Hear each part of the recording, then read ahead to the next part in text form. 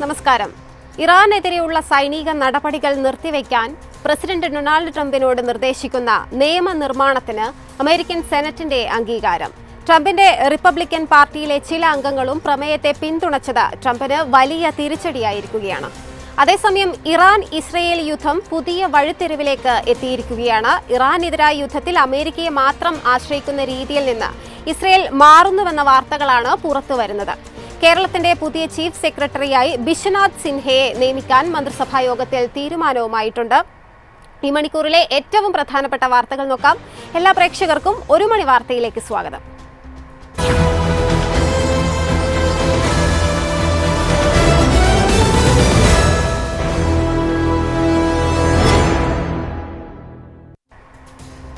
ഇറാനെതിരെയുള്ള സൈനിക നടപടികൾ നിർത്തിവെക്കാൻ president Donald ട്രംപിനോട് നിർദ്ദേശിക്കുന്ന നിയമനിർമ്മാണത്തിന് അമേരിക്കൻ സെനറ്റിന്റെ അംഗീകാരം.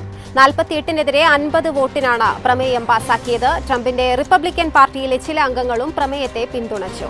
നേരത്തെ US ഹൌസ് ഓഫ് റെപ്രസെന്റേറ്റീവ്സിൽ 215-208 എന്ന വോട്ടിന് ഈ പ്രമേയം പാസായിരുന്നു. സംഘർഷം നിലനിൽക്കുന്ന പ്രദേശങ്ങളിൽ നിന്നും അമേരിക്കൻ സേനയെ പിൻവലിക്കാൻ പ്രസിഡന്റിനോട് നിർദ്ദേശിക്കുന്ന പ്രമേയം കോൺഗ്രസിന്റെ ഇരു സഭകളും പാസാക്കുന്നത് ഇതാദ്യമായാണ്. 4 റിപ്പബ്ലിക്കൻ പ്രതിനിധികൾ പ്രമേയത്തെ അനുകൂലിച്ചപ്പോൾ ഒരു ഡെമോക്രാറ്റ് ഒഴികെ മറ്റെല്ലാവരും പ്രമേയത്തിന് അനുകൂലമായി വോട്ട് ചെയ്തു. 2 റിപ്പബ്ലിക്കൻ സെനറ്റർമാർ വോട്ടെടുപ്പിൽ പങ്കെടുത്തില്ല. സെനറ്റിലും ഹൌസിലും ട്രംപിന്റെ റിപ്പബ്ലിക്കൻ പാർട്ടിക്ക് ചെറിയ ഭൂരിപക്ഷം മാത്രമാണുള്ളത്. ഇറാനുമായി സമാധാന കരാറിന് ട്രംപ് ഭരണകൂടം ചർച്ചകൾ നടത്തിവരുന്ന സാഹചര്യത്തിൽ പ്രമേയം സംഘർഷത്തെ എങ്ങനെ ബാധിക്കുമെന്നത് വ്യക്തമല്ല. നിയമനിർമ്മാണം ഭരണഘടനാ വിരുദ്ധമാണെന്നും പാലിക്കാൻ ബാധ്യസ്ഥരല്ലെന്നുമാണ് വൈറ്റ് ഹൌസിന്റെ വാദം. ട്രംപിന് രാഷ്ട്രീയമായി തിരിച്ചടിയാണ് ഇത് എന്നാണ് വിലയിരുത്തൽ. ഇറാൻ ഇസ്രയേൽ യുദ്ധം പുതിയ വഴിത്തിരിവിലേക്ക്. ഇറാനെതിരായ യുദ്ധത്തിൽ അമേരിക്കയെ മാത്രം ആശ്രയിക്കുന്ന രീതിയിൽ നിന്ന് ഇസ്രയേൽ മാറുന്നു. യുഎസിനോട് കടപ്പാട് നിലനിർത്തിക്കൊണ്ടുതന്നെ സൈനിക ആവശ്യങ്ങൾക്കായി സ്വന്തം നിലയിൽ കൂടുതൽ ആയുധങ്ങൾ ഉൽപ്പാദിപ്പിക്കാനുള്ള സ്വയം പര്യാപ്തത കൈവരിക്കണമെന്ന് ഇസ്രയേൽ പ്രധാനമന്ത്രി ബെഞ്ചമിൻ നെതന്യാഹു ആഹ്വാനം ചെയ്തു. ഇറാനും അനുബന്ധ ഗ്രൂപ്പുകൾക്കുമെതിരായ പോരാട്ടത്തിൽ ഇസ്രയേലിന്റെ കരുത്ത് സ്വന്തം ആയുധ നിർമ്മാണ ശേഷിയെ ആശ്രയിച്ചായിരിക്കുമെന്നും ഭാവിയിലെ സുരക്ഷാ വെല്ലുവിളികളെ നേരിടാൻ കൂടുതൽ സാങ്കേതിക വിദ്യ ഉൾപ്പെടുത്തി പ്രതിരോധ മേഖലയെ ശക്തിപ്പെടുത്തുമെന്നും നെതന്യാഹു വ്യക്തമാക്കി. ലോകത്തെ ഏറ്റവും വേഗതയേറിയ സൂപ്പർ കമ്പ്യൂട്ടറുകളുടെ പട്ടികയിൽ അമേരിക്കയെ പിന്തള്ളി ചൈന 1-ാം സ്ഥാനത്ത് തിരിച്ചെത്തി. ചൈനയിലെ ഷെൻസനിലുള്ള നാഷണൽ സൂപ്പർ കമ്പ്യൂട്ടിംഗ് സെന്ററിലെ ലൈൻ ഷൈൻ എന്ന സിസ്റ്റമാണ് ഈ നേട്ടം സ്വന്തമാക്കിയത്. എന്നാൽ ആഗോള നിർമ്മിത ബുദ്ധി മത്സരത്തിലെ മുന്നേറ്റങ്ങൾക്ക് ഉപരി സ്വന്തമായി കമ്പ്യൂട്ടിംഗ് സംവിധാനങ്ങൾ വികസിപ്പിക്കാനുള്ള കഴിവ് ലോകത്തെ കാണിക്കാനാണ് ചൈന ഇതുവഴി ശ്രമിക്കുന്നതെന്ന് വിദഗ്ധർ അഭിപ്രായപ്പെടുന്നു. 2026 ജൂണിൽ പ്രസിദ്ധീകരിച്ച സൂപ്പർ കമ്പ്യൂട്ടറുകളുടെ ആഗോള റാങ്കിംഗ് പട്ടികയായ ടോപ്പ് 500-ലാണ് ലൈൻ ഷൈൻ 1-ാമതെത്തിയത്. അമേരിക്കൻ ഭരണകൂടം ആണവായുധ ശേഖരത്തിന്റെ വികസനത്തിനും പരിപാലനത്തിനുമായി ഉപയോഗിച്ചിരുന്ന എൽ ക്യാപിറ്റൻ എന്ന കമ്പ്യൂട്ടറാണ് ലൈൻ ഷൈൻ പിന്നിലാക്കിയത്. കഴിഞ്ഞ 3 വർഷത്തിനിടെ ആദ്യമായാണ് ഒരു ചൈനീസ് സിസ്റ്റം ഈ പട്ടികയിൽ ഇടം നേടുന്നത്. തദ്ദേശീയമായി രൂപകൽപ്പന ചെയ്ത ചിപ്പുകളാണ് ഇതിൽ ഉപയോഗിച്ചിരിക്കുന്നത്. ഉപ്പ് വ്യവസായ മേഖലയിൽ കുതിച്ചുചാട്ടത്തിനൊരുങ്ങി ഒമാൻ. വൻകിട വ്യവസായ പദ്ധതികളിലൂടെ $100 കോടിയിലധികം നിക്ഷേപമാണ് ഒമാൻ ലക്ഷ്യമിടുന്നത്. പദ്ധതികൾ പൂർത്തിയാകുന്നതോടെ പ്രതിവർഷ ഉൽപാദനം 50 ലക്ഷം ടണ്ണായി ഉയരുമെന്നാണ് പ്രതീക്ഷ.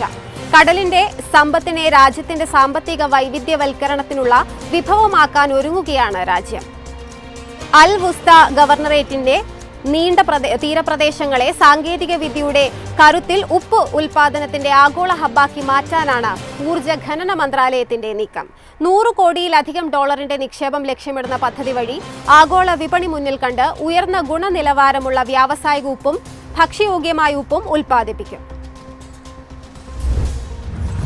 കേരളത്തിന്റെ പുതിയ ചീഫ് സെക്രട്ടറിയായി ബിശ്വനാഥ് സിൻഹയെ നിയമിക്കാൻ മന്ത്രിസഭാ യോഗത്തിൽ തീരുമാനമായി.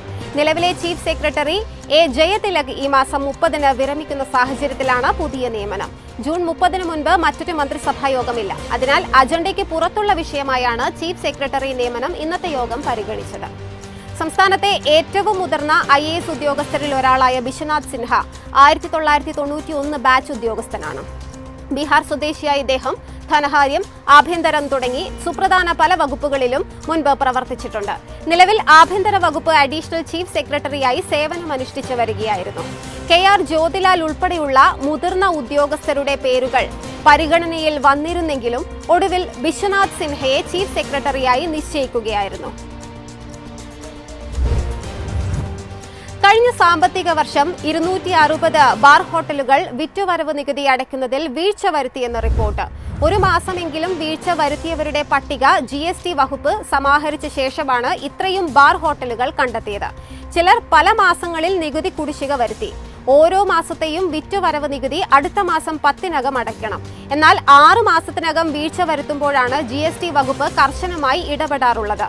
മുൻ സാമ്പത്തിക വർഷത്തെ അപേക്ഷിച്ച് ബാർ ഹോട്ടലുകളിൽ നിന്നുള്ള വിറ്റുവരവ് നികുതി ഇനത്തിൽ കഴിഞ്ഞ സാമ്പത്തിക വർഷം 100 കോടി രൂപയുടെ കുറവുണ്ടായിരുന്നു. 2024-25 566 കോടി രൂപ ലഭിച്ച സ്ഥാനത്ത് 2025-26 ലഭിച്ചത് 466 കോടി മാത്രമാണെന്ന് GST വകുപ്പിന്റെ ഫാക്ട് ഷീറ്റുകളിൽ നിന്നും തന്നെ വ്യക്തമാകുന്നുണ്ട്. നികുതി സ്വീകരിച്ച ഹെഡ് മാറിപ്പോയതാണെന്ന വാദം GST വകുപ്പുകളിൽ ചിലർ ഉയർത്തുന്നുണ്ടെങ്കിലും വാർത്ത വന്നതിന് പിന്നാലെ ഉദ്യോഗസ്ഥർ ബാർ ഹോട്ടലുകളെ ബന്ധപ്പെട്ട് കുടിശ്ശിക അടക്കാൻ ആവശ്യപ്പെടുന്നുണ്ട്. റേഷൻ കാർഡ് ഉടമകൾക്ക് കാർഡിന്റെ തരം നോക്കാതെ ഈ മാസം 1 ലിറ്റർ മണ്ണെണ്ണ കൂടി ലഭിക്കും.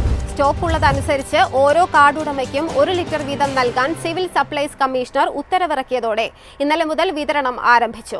ഏപ്രിൽ മുതൽ ജൂൺ വരെയുള്ള കാലയളവിലേക്ക് കേന്ദ്രം അനുവദിച്ച റേഷൻ മണ്ണെണ്ണയിൽ 22 ലക്ഷത്തിലേറെ ലിറ്റർ വിതരണം ചെയ്യാതെ ബാക്കിയുണ്ടെന്ന് വിവരം ലഭിച്ചതിനെ തുടർന്ന് മന്ത്രി അനൂപ് ജേക്കബ് വിതരണത്തിന് നിർദ്ദേശിക്കുകയായിരുന്നു. അനുവദിച്ച മണ്ണെണ്ണ വിതരണം ചെയ്യാതിരുന്നാൽ കേന്ദ്രം അളവ് കുറയ്ക്കാൻ സാധ്യതയുണ്ട്. ഏപ്രിൽ ജൂൺ കാലയളവിലെ വിഹിതമായ മണ്ണെണ്ണ വാങ്ങിയ കാർഡ് ഉടമകൾക്കും ഓരോ കടയിലെയും സ്റ്റോക്ക് അനുസരിച്ച് ഇനിയും ലഭിക്കും. നേരത്തെ മഞ്ഞ കാർഡ് ഉടമകൾക്ക് 1 ലിറ്ററും പിങ്ക്, നീല, വെള്ള കാർഡ് ഉടമകൾക്ക് 1/2 ലിറ്ററും മണ്ണെണ്ണയാണ് ഏപ്രിൽ ജൂൺ ക്വാർട്ടറിൽ നൽകുമെന്ന് പ്രഖ്യാപിച്ചത്. ഇപ്പോഴത്തെ സാഹചര്യത്തിൽ ഈ മാസം 30-ന് മുൻപ് റേഷൻ കടകളിൽ എത്തുന്നവർക്ക് സ്റ്റോക്ക് ഉണ്ടെങ്കിൽ 1 ലിറ്റർ കൂടി അധികം ലഭിക്കും. മഹാത്മാഗാന്ധി സർവകലാശാലയിൽ വൈസ് ചാൻസലറുടെ ഭാഗത്തുനിന്ന് വീണ്ടും ഗുരുതര ചട്ടലംഘനം നടന്നതായി ആക്ഷേപം. സർവകലാശാലയിലെ പ്രധാന ചുമതലകൾ വഹിച്ചിരുന്ന ഉദ്യോഗസ്ഥരെ പൊതുമാനദണ്ഡങ്ങൾ പൂർണ്ണമായും കാറ്റിൽ പറത്തി തൽസ്ഥാനങ്ങളിൽ നിന്നും നീക്കി. പകരം VC-യുടെ താൽപര്യപ്രകാരം ഇഷ്ടക്കാർക്ക് സുപ്രധാന തസ്തികകളിൽ നിയമനം നൽകിയെന്നാണ് ഉയരുന്ന പ്രധാന വിമർശനം. സർവകലാശാലകളിലെ നിലവിലുള്ള പൊതുഭരണ മാനദണ്ഡങ്ങൾ പ്രകാരം ഒരു സെക്ഷനിൽ 3 വർഷം സേവനം കാലാവധി തികച്ച ജീവനക്കാരെ മാത്രമേ സാധാരണയായി സ്ഥലം മാറ്റി നിയമിക്കാറുള്ളൂ. എന്നാൽ ഈ ചട്ടങ്ങളെല്ലാം നോക്കുകുത്തിയാക്കിയാണ് VC-യുടെ പുതിയ ഇടപെടൽ. കാലാവധി പൂർത്തിയാക്കാത്ത സുപ്രധാന സെക്ഷനുകളുടെ ചുമതലയുണ്ടായിരുന്ന ഉദ്യോഗസ്ഥരെ പോലും മാനദണ്ഡങ്ങൾ പാലിക്കാതെ ധൃതി പിടിച്ച് മാറ്റുകയായിരുന്നു. ഓപ്പറേഷൻ തൂഫാൻ കൂടുതൽ ശക്തമാക്കുന്നതിന്റെ ഭാഗമായി അയൽ സംസ്ഥാനങ്ങളുമായി സംയുക്ത പ്രവർത്തനം ശക്തിപ്പെടുത്താൻ മുഖ്യമന്ത്രി VD സതീശൻ കർണാടക, തമിഴ്നാട്, പുതുച്ചേരി മുഖ്യമന്ത്രിമാർക്ക് കത്തയച്ചു. ഓപ്പറേഷൻ തൂഫാന്റെ ഭാഗമായി ഇന്റലിജൻസ് അധിഷ്ഠിതമായ നിയമ നടപടികൾ ശക്തിപ്പെടുത്തുകയും മയക്കുമരുന്ന് കടത്തുകാരുടെ സാമ്പത്തിക ശൃംഖലകൾ തകർക്കുകയും അനധികൃത സമ്പാദ്യങ്ങൾ കണ്ടുകെട്ടുകയും ചെയ്യുന്നതിനായി മുഖ്യമന്ത്രി കത്തിൽ ചൂണ്ടിക്കാട്ടി. ഇതിന്റെ ഭാഗമായി കേരളം, കർണാടക, തമിഴ്നാട്, പുതുച്ചേരി എന്നിവിടങ്ങളിലെ ബന്ധപ്പെട്ട ഉദ്യോഗസ്ഥരുടെ ഉന്നതതല യോഗം വിളിച്ചു ചേർത്ത് അന്തർ സംസ്ഥാന മയക്കുമരുന്ന് കടത്തിനെതിരെ സംയുക്ത പ്രവർത്തന പദ്ധതി രൂപീകരിക്കണമെന്ന് മുഖ്യമന്ത്രി കത്തിൽ അഭ്യർത്ഥിച്ചു. ആഭ്യന്തര വകുപ്പ് മന്ത്രി രമേശ് ചെന്നിത്തലയുടെ നേതൃത്വത്തിൽ സംസ്ഥാന പോലീസ് മേധാവി റാവഡ ചന്ദ്രശേഖർ, ടാക്ടിക്കൽ കമാൻഡർ പുട്ട വിക്രമാദിത്യ എന്നിവർ കർണാടക, തമിഴ്നാട്, പുതുച്ചേരി എന്നിവിടങ്ങളിലെ പോലീസ് മേധാവിമാരുമായും ആഭ്യന്തര വകുപ്പ് ഉന്നത ഉദ്യോഗസ്ഥരുമായും ചർച്ച നടത്താൻ തയ്യാറാണെന്നും മുഖ്യമന്ത്രി കത്തിൽ വ്യക്തമാക്കിയിട്ടുണ്ട്. സംസ്ഥാനത്ത് സ്വർണ്ണവിലയിൽ ഇന്നും ഇടിവ് രേഖപ്പെടുത്തി. ഗ്രാമിന് 25 രൂപയും പവന് 200 രൂപയുമാണ് കുറഞ്ഞത്. ഇതോടെ 1 ഗ്രാം സ്വർണത്തിന് 13,230 രൂപയും പവന് 1,05,840 രൂപയുമായി. 18 കാരറ്റ് സ്വർണം ഗ്രാമിന് 10,875 രൂപയും പവന് 87,000 രൂപയുമാണ് വിപണി വില. വെള്ളി ഗ്രാമിന് 245 രൂപയിലാണ് ഇന്നത്തെ വ്യാപാരം. ഇതോടെ 1 മണി വാർത്ത പൂർണ്ണമാകുന്നു. ഒരിടവേളയ്ക്ക് ശേഷം മാർക്കറ്റ് അപ്ഡേറ്റ്സുമായി അമൃത എലിസബത്ത് എബ്രഹാം ചേരും. നമസ്കാരം.